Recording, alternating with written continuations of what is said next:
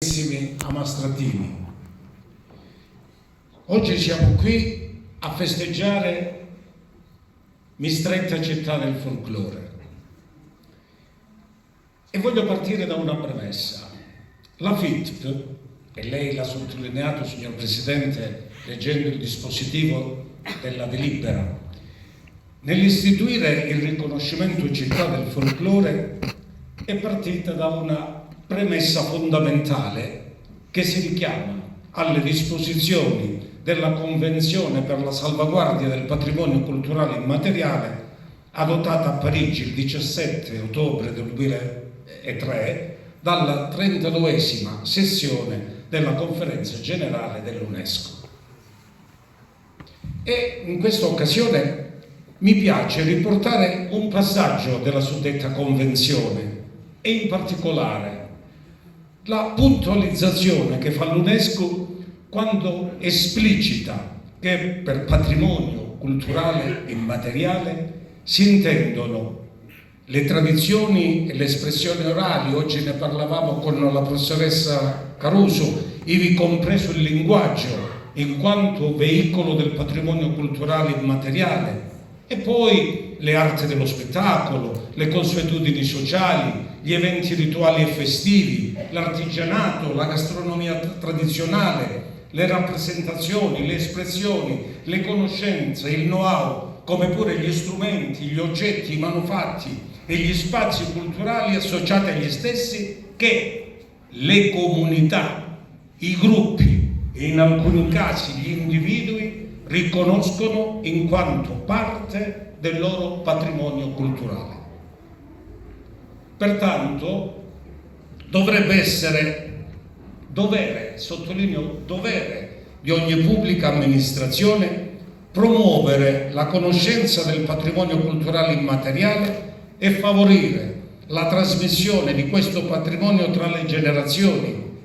in particolare mediante attività formative, di sensibilizzazione, di conoscenza, disseminazione, di promozione. E vedete, molte di queste attività, in definitiva, vengono realizzate dalle associazioni locali e mi piace sottolinearlo qui, in primis anche i gruppi folclorici. Desidero pertanto qui a Mistretta sottolineare questo passaggio perché siamo a conoscenza, signor Sindaco, di una prassi virtuosa che corrisponde alla volontà di attivare azioni sinergiche tra l'amministrazione comunale, gli istituti scolastici, la Proloco, le associazioni culturali del territorio, quali le associazioni Rete della Musica, Progetto Mistretta, Valle delle Cascate e soprattutto, per quanto ci riguarda, il gruppo folclorico Amastra. Queste sinergie sono attivate per preservare e trasmettere le memorie di comunità e le pratiche con valore tradizionale e identitario, quali espressioni della creatività umana nella continuità tra le generazioni e quali condizioni per garantire uno sviluppo sostenibile e un contributo al miglioramento della qualità della vita per l'intera comunità amastratina. L'importanza sociale, culturale, l'importanza politica, io direi quasi l'importanza strategica dell'associazionismo locale, credo sia evidente a tutti. E al riguardo mi piace riportare una frase di Italo Calvino ripresa da il barone Rampante. Capì questo? Che le associazioni rendono l'uomo più forte e mettono in risalto le doti migliori delle singole persone e danno la gioia che raramente si ha restando per proprio conto di vedere quanta gente c'è onesta e brava e capace e per cui vale la pena di volere cose buone. Inoltre voglio sottolineare come in Sicilia, anzi ne approfitto per salutare e ringraziare della presenza il presidente del comitato regionale, il dottor Vincenzo Amaro e tutto il comitato regionale della Sicilia. Dicevo, voglio sottolineare come in Sicilia si registra nella FIT il più elevato numero di gruppi folclorici, primato questo condiviso comunque con la Sardegna, a testimonianza di come questa straordinaria regione da un lato vi sia sempre nell'ambito dello studio, della conoscenza e dell'adeguata trasposizione scenica delle tradizioni popolari siciliane, vi sia, dicevo, un forte radicamento della dimensione del volontariato. Siamo nell'esercito della gratuità, amava ripetere spesso il nostro presidente emerito siciliano Lillo Alessandro, e dall'altro la volontà di un'intensa partecipazione popolare alla vita pubblica. Due aspetti che, pur declinandosi in modalità diverse a seconda delle singole realtà, contribuiscono a disegnare una forma di identità locale, un patrimonio storico, simbolico, identitario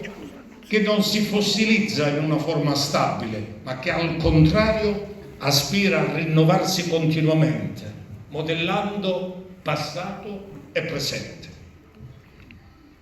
Vedete, alcuni giorni fa, e mi perdonerà il Presidente se lo cito, ma credo sia necessario,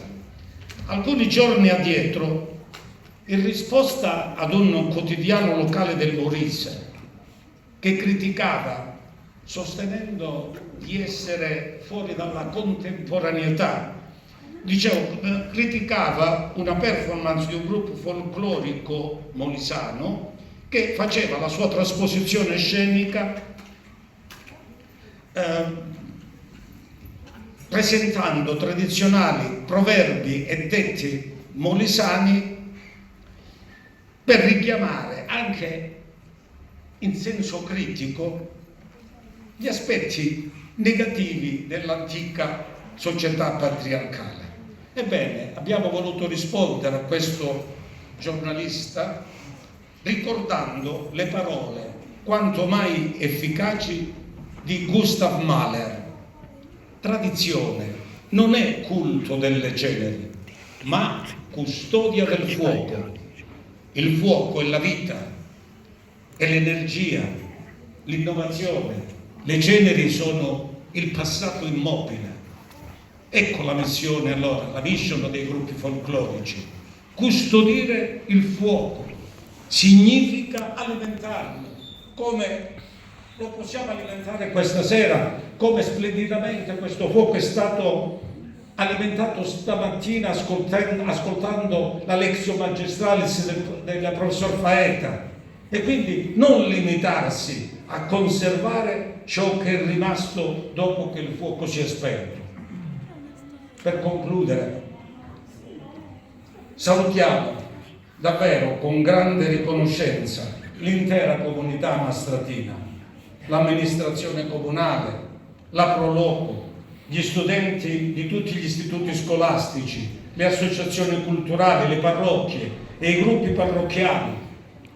il gruppo folclorico Amastra, il suo presidente, l'amico Angelo Scolaro, autorevole assessore della Federazione Italiana Tradizioni Culturali. Li ringraziamo per il contributo che danno alla conoscenza e valorizzazione del patrimonio etnografico e alle tradizioni popolari locali, anche attraverso la realizzazione di eventi quanto mai significativi, dalla festa di San Sebastiano alla riproposta scenica dei giganti Cronos e Mitia, figure mitiche e leggendarie che accompagnano qui a Mistretta nel mese di settembre la tradizionale processione della Madonna della Luce,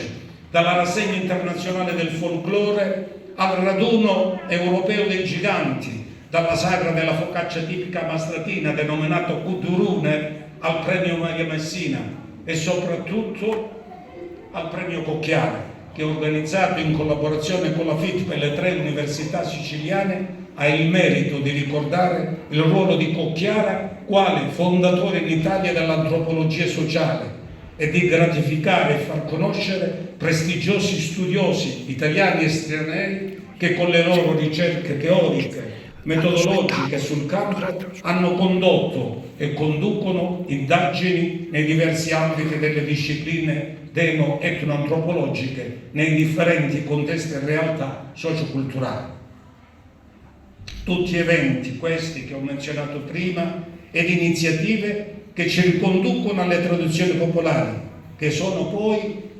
formazioni storiche e come tali documenti di vita, espressioni di arte e di pensiero, testimonianza di cultura e di civiltà, segni tangibili della continua presenza e vitalità del passato nel nostro vivere quotidiano e quindi campo di possibili indagini volte ad illuminare il presente, dove conservazione e innovazione in realtà coesistono nel processo storico, alimentato e sostanziato dalla tradizione. Viva Mistretta, città del folklore!